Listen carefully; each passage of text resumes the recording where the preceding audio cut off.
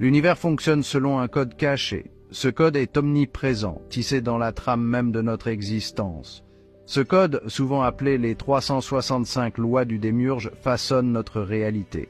Il est inscrit dans les textes anciens et les traditions mystiques.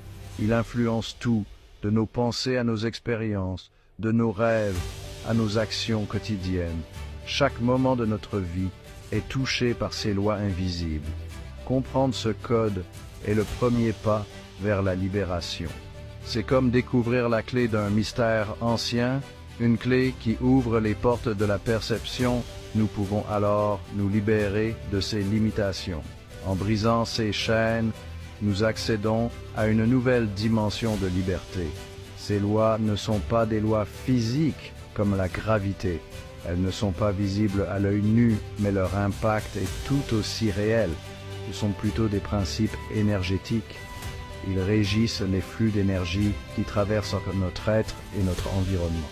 Ils gouvernent la conscience et déterminent les limites de notre existence. En les comprenant, nous pouvons transcender ces limites. Les anciens gnostiques, chercheurs de la connaissance spirituelle, se sont consacrés à déchiffrer ce code caché. Ils ont passé des vies entières à étudier et à méditer sur ces lois. Ils voulèrent se libérer de son emprise.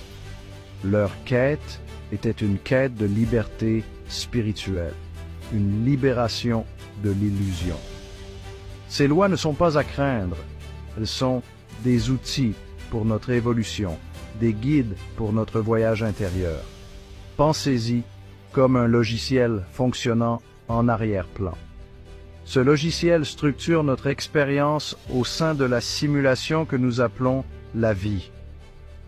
Ce logiciel structure notre expérience au sein de la simulation que nous appelons la vie. Il influence chaque aspect de notre existence, souvent sans que nous en soyons conscients. En prenant conscience de ce code, nous pouvons commencer à le réécrire. Nous devenons les programmeurs de notre propre réalité. Nous pouvons créer une nouvelle réalité pour nous-mêmes, une réalité fondée sur la liberté et la vérité. Une réalité où nous sommes les maîtres de notre destin.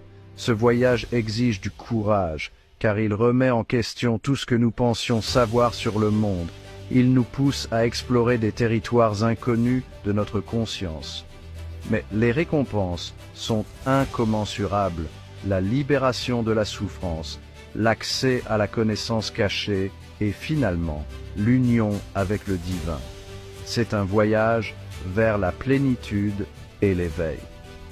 Commençons à explorer ces lois non pour être contrôlés par elles, mais pour les maîtriser et ce faisant nous maîtriser nous-mêmes. C'est le début d'une aventure extraordinaire, une quête vers la véritable liberté.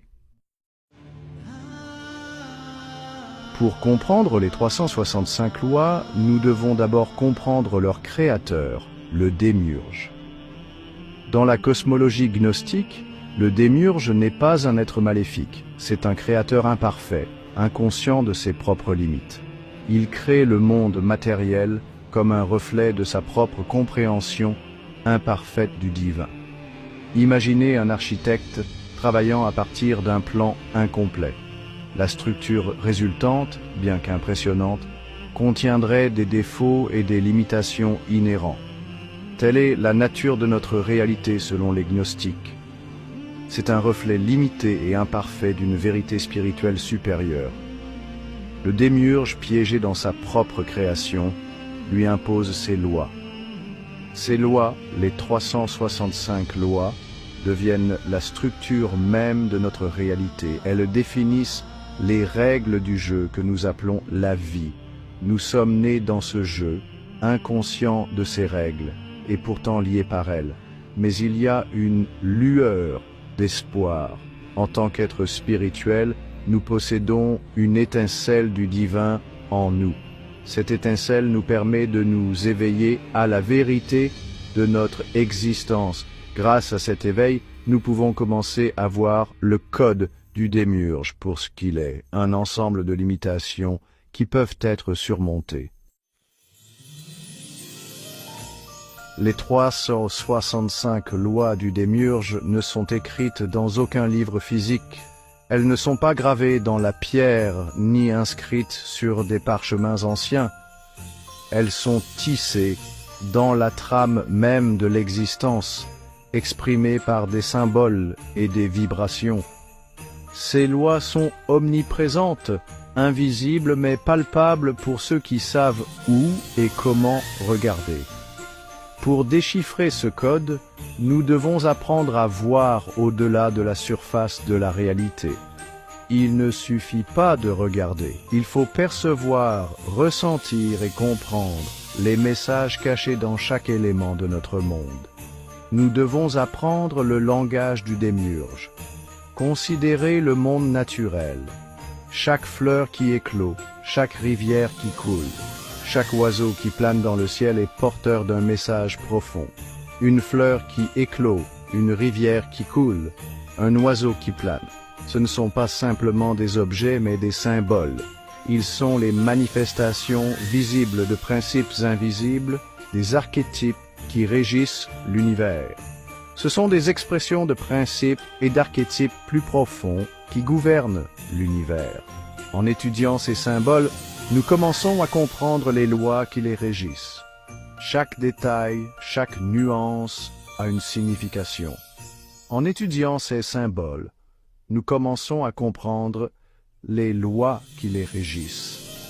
Mais les symboles ne sont qu'un aspect de ce langage. Il y a une autre dimension à explorer. Mais les symboles ne sont qu'un aspect de ce langage. L'univers communique aussi par les vibrations. Ces vibrations sont les fréquences fondamentales qui sous-tendent toute existence.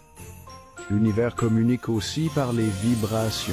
Chaque pensée, chaque émotion et chaque action émet une fréquence spécifique. Ces fréquences sont comme des ondes qui se propagent à travers le tissu de la réalité. Chaque pensée, chaque émotion et chaque action émet une fréquence spécifique. Ces fréquences interagissent avec la structure de la réalité, façonnant nos expériences et influençant le monde qui nous entoure. Elles créent des résonances qui peuvent soit harmoniser, soit perturber notre existence. Ces fréquences interagissent avec la structure de la réalité, façonnant nos expériences et influençant le monde qui nous entoure. Le démiurge, par ses lois, manipule ces vibrations, créant des schémas et des cycles qui nous maintiennent prisonniers de son illusion. Le démiurge, par ses lois, manipule ces vibrations, créant des schémas et des cycles qui nous maintiennent prisonniers de son illusion. Pour nous libérer, nous devons apprendre à élever notre propre vibration. Pour nous libérer, nous devons apprendre à élever notre propre vibration, à résonner avec la fréquence de la vérité et de la libération. C'est un voyage intérieur, une quête de connaissance et de transformation. C'est le chemin du guerrier spirituel, du chercheur, qui ose défier la structure même de la réalité. En élevant notre vibration, nous pouvons transcender les illusions du démiurge et découvrir la vérité ultime de notre existence.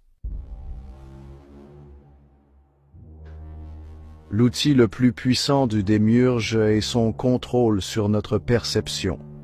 Ce contrôle est si subtil et omniprésent que nous ne réalisons même pas que nous sommes piégés. Les 365 lois créent une matrice, un filtre à travers lequel nous expérimentons la réalité. Ces lois agissent chaque comme des barrières invisibles, façonnant notre compréhension du monde. Cette matrice limite nos sens, déforme notre compréhension et nous empêche de percevoir la vraie nature de l'existence.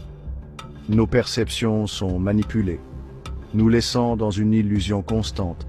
Imaginez un groupe de prisonniers enchaînés dans une caverne, forcés de regarder des ombres projetées sur le mur.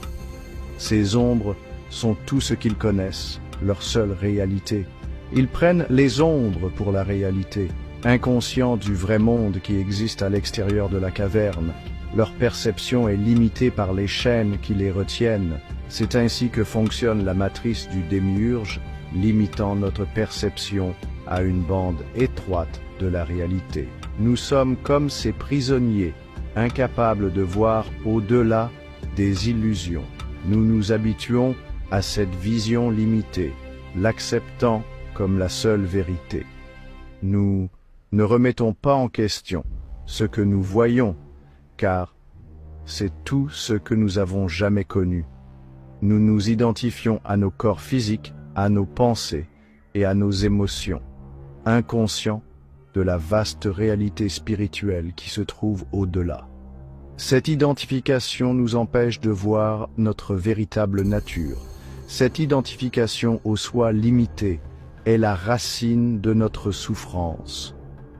Nous nous accrochons à une fausse image de nous-mêmes, créant ainsi un cycle de douleur et de confusion.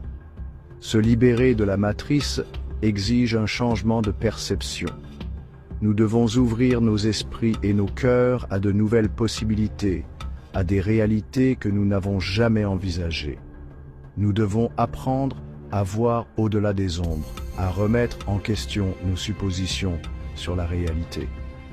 Cela nécessite du courage et de la détermination, mais c'est le chemin vers la liberté. Par la méditation, l'introspection et les enseignements spirituels, nous pouvons commencer à démanteler les barreaux de notre prison mentale et entrevoir la vraie nature de nous-mêmes et de l'univers. C'est un voyage de découverte intérieure, une quête pour comprendre notre place dans le cosmos.